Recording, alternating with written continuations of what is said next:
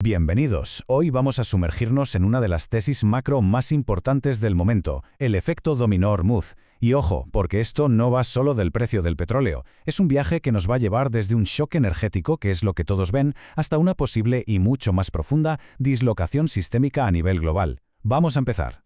Y esta es la premisa que lo cambia absolutamente todo. Mientras la gran mayoría de la gente se queda mirando cómo sube y baja el precio día a día, el verdadero análisis estratégico consiste en otra cosa, en anticipar cuál va a ser la siguiente pieza en caer. Ahí está la diferencia fundamental entre reaccionar y prever.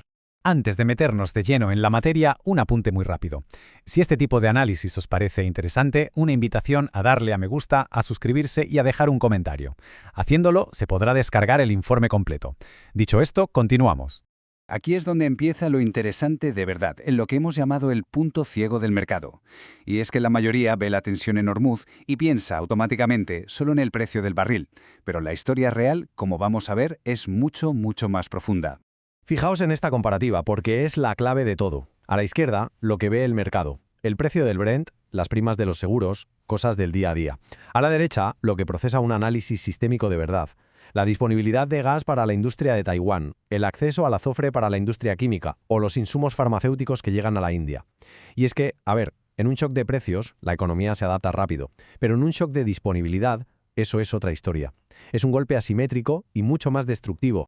Y claro, todo esto converge en un único y diminuto punto geográfico. Para entender la reacción en cadena, lo primero es entender por qué el estrecho de Hormuz no es un simple paso marítimo. No, es un nodo central, un cuello de botella para toda la economía global.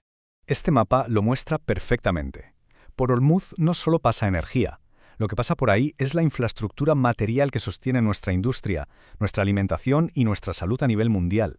Hablamos de crudo y de gas, sí, por supuesto, pero también de las materias primas para los fertilizantes, de flujos petroquímicos clave y de insumos para la química pesada. Es la arteria principal del sistema. Y esto nos lleva, ahora sí, al corazón de este análisis, los 4 dominós. Una interrupción en Hormuz no es un evento aislado. Es el detonante de una secuencia, de una reacción en cadena de 4 crisis que están interconectadas y que además se amplifican unas a otras. El primer dominó, es el más evidente. Es la energía. Es ese impacto inmediato que todo el mundo ve en las noticias. Un pico en el precio del crudo, del gas, de los fletes marítimos. Este es el detonante de la inflación primaria y es el nivel que ahora mismo el mercado ya está más o menos descontando. Pero la caída del primero activa al segundo, las cadenas industriales y tecnológicas, y este, amigos, es el eslabón oculto del sistema. La energía no es solo combustible, es la materia prima de todo. Una interrupción aquí encarece la electrificación y pone en jaque desde la minería de metales base hasta la producción de los semiconductores más avanzados en Taiwán, esos que son vitales para la inteligencia artificial y los centros de datos. El tercer dominó que cae es el de fertilizantes y alimentos. Aquí es donde el shock energético se transforma en un shock de inflación en la comida que compramos. Como se ve en el gráfico, el impacto tarda un poco más en llegar, pero cuando llega, su pico es mucho más alto y se mantiene en el tiempo.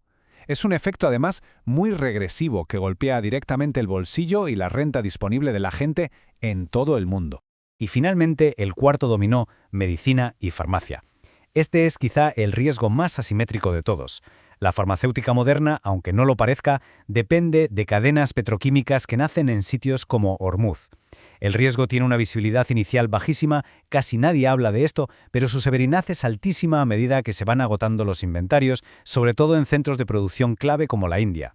Entonces, la gran pregunta es, ¿dónde está el punto de inflexión? ¿Cuándo pasa esto, de ser un problema a ser una crisis sistémica? Pues la respuesta, según este análisis, está en una cifra muy concreta, los $100 por barril. $100. No es solo un número psicológico, no. Es la frontera que separa dos regímenes macroeconómicos completamente distintos. Es el umbral, el punto a partir del cual las reglas del juego cambian por completo. Mirad, por debajo de los $100 estamos en lo que llamamos el régimen A, un shock lineal más o menos manejable que los bancos centrales pueden permitirse ignorar. Pero si el precio se mantiene por encima de 100, entramos en el régimen B, una dislocación sistémica. Ahí el shock ya no es lineal, se vuelve estructural y aparece un riesgo explícito de estanflación. Y esa palabreja, estanflación, significa algo muy concreto. Es la combinación tóxica de una inflación alta, y que no se va, con un crecimiento económico estancado o directamente nulo.